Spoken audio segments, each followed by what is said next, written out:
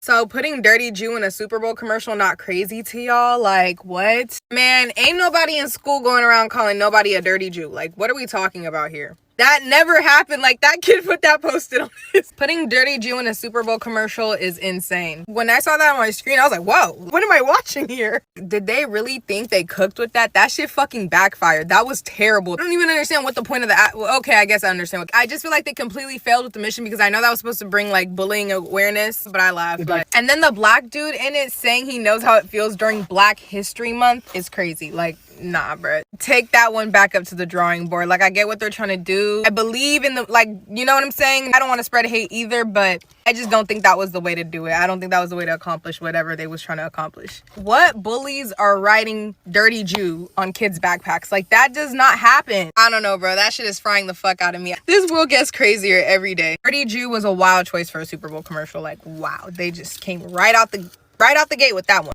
There's been a lot of conversation around the anti-Semitism commercial that played at the Super Bowl, the one that Patriots owner Robert Kraft put together. And I had some initial thoughts on it. I wasn't a fan, but then I got some new perspective. You know, people are saying that he missed the mark, that it wasn't reality. For me, when I initially saw it, I felt like for Jews, we are not people who sit around and wait for someone to save us, which is how initially I felt the commercial was making it seem. But then I got this question from a friend. Do you think the commercial was poetic and covering hate with a blue square and showing us arm in arm with the Black community in the battle against evil? Or did you not like the commercial? Many are saying it showed us as weak, but I don't think they realized the commercial wasn't meant for Jews. And that really got me thinking about who this commercial was meant for. Is it maybe a way to inspire other people to stand up? And sometimes it's as simple as just telling someone that you're there for them, that you support them. That means a lot when you are getting pushed around and bullied. And then I got this message from someone that follows me. I appreciated it because we were able to talk about anti-Semitism in my house. We have talked about it with my 11-year-old, but my 8-year-old, who is on the spectrum, asked us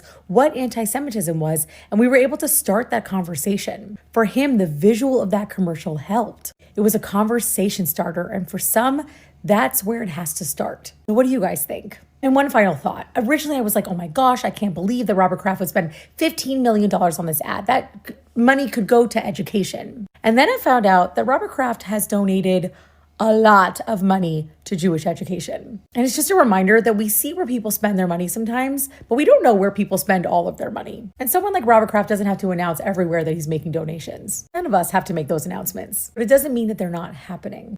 The government is trying to dehumanize us by taking away any independence that we had and letting us think that it's our idea. And I think the Super Bowl ads prove that. Now, this is a half-baked take, but as I was watching the Super Bowl commercials yesterday and I saw like my 8th AI ad and like my 3rd GLP-1, I was just like, they don't want us to do anything anymore. They don't even want us to lose weight on our own anymore. And that felt reinforced with the Ring camera ad. Like at first I felt like I was just putting on my little tinfoil hat, but then I saw the Ring camera commercial about the lost dogs. And not only is that asking for like us to report on our neighbors and turning our communities into like a surveillance state, they don't even want us doing it. They don't want us telling on our neighbors. They want us to let the robots tell on our neighbors.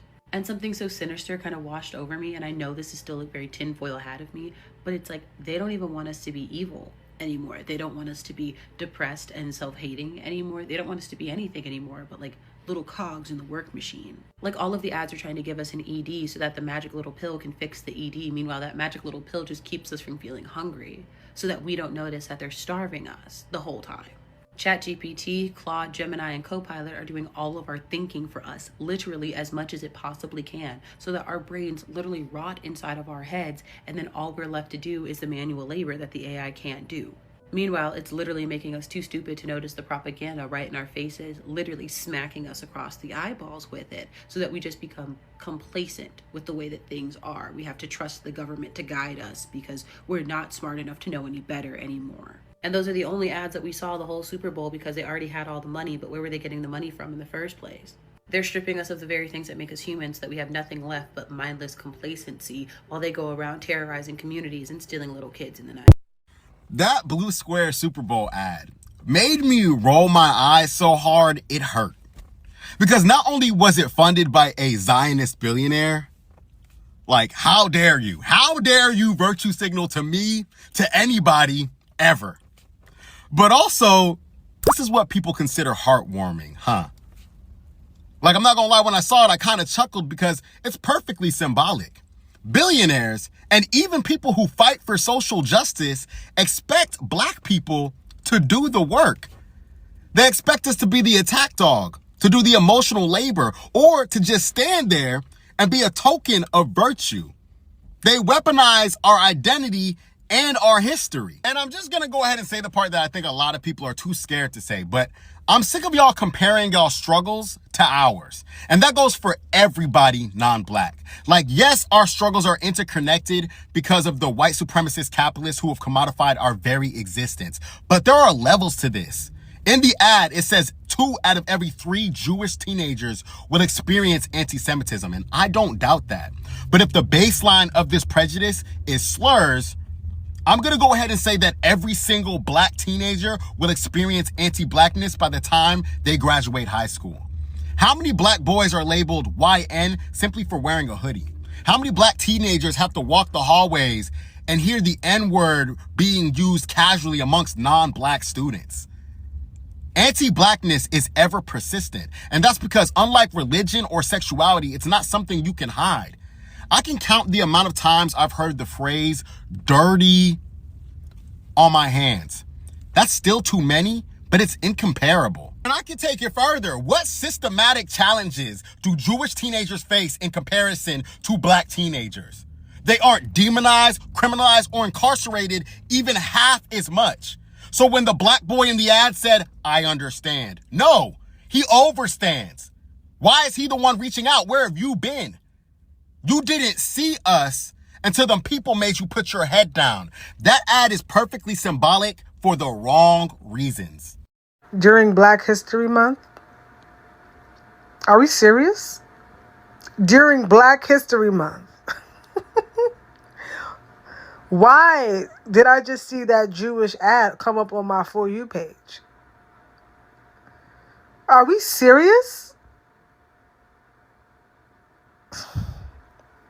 And then to have the nerve to get one of us to be like, "I know how it feels."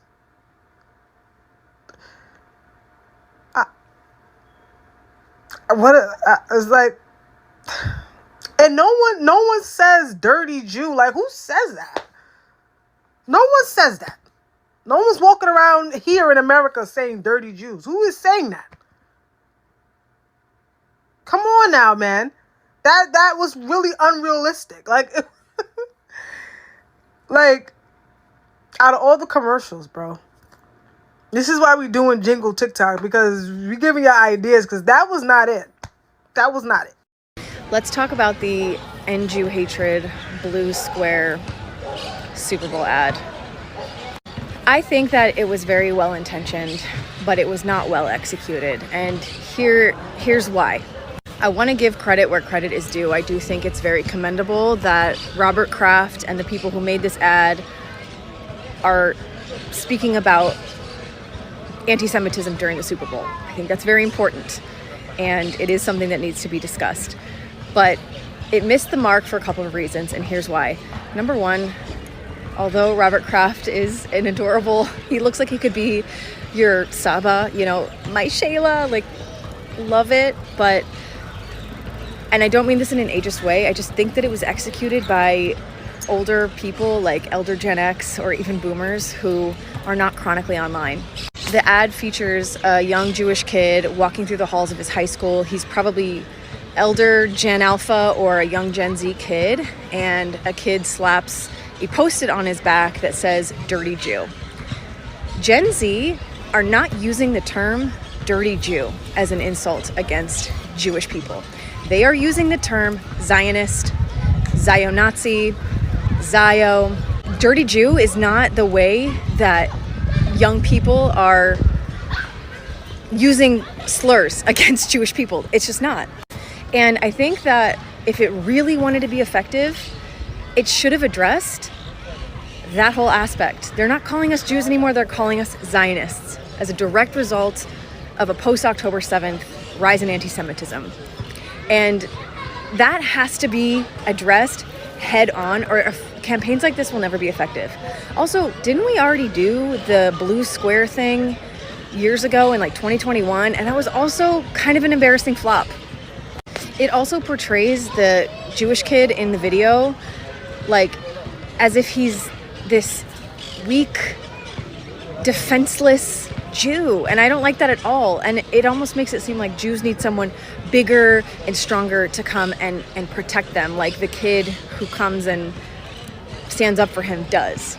So I just don't think that it was run by a focus group of young Jewish people who would actually be able to speak to what anti-Semitism looks like. It starts online. That whole entire thing would have been executed by his peers on TikTok, on Snapchat, not in the halls with a post-it. Ah! I think the only Gen Z people that were involved in the making of this were the actors, because they certainly weren't present in the script writing. I'm sorry. If you want these campaigns to be effective, you have to get young people involved. I don't mean that in an ageist way, but it's true, and you have to address the Zio aspect, period. Those are my thoughts.